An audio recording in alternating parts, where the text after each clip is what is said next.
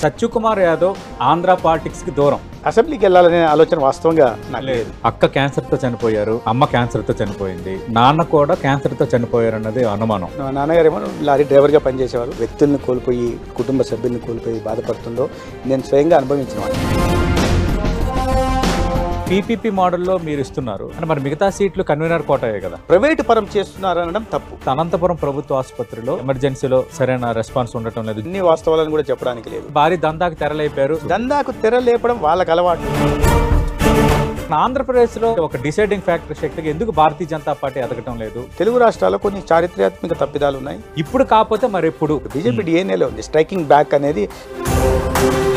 జూబ్లీహిల్స్ ప్రచారానికి చంద్రబాబు నాయుడు పవన్ కళ్యాణ్ వచ్చే ఛాన్సెస్ వాళ్ళు రాజకీయంగా ప్రధాన పార్టీలుగా ఉండకపోయిండొచ్చు. సౌమ్యుడిగా కనిపించే సత్యకుమార్ యాదవ్ పై మర్డర్ కేసులు ఉన్నాయి. ఆనాడు జరిగింది దుష్ట శిక్షణ, శిష్ట రక్షణ. ఏపీ మంత్రి సత్యకుమార్ తో ఫేస్ టు ఫేస్ ఈ రోజు రాత్రి 7 గంటలకు వాచ్ ఆన్ 10 టీవీ.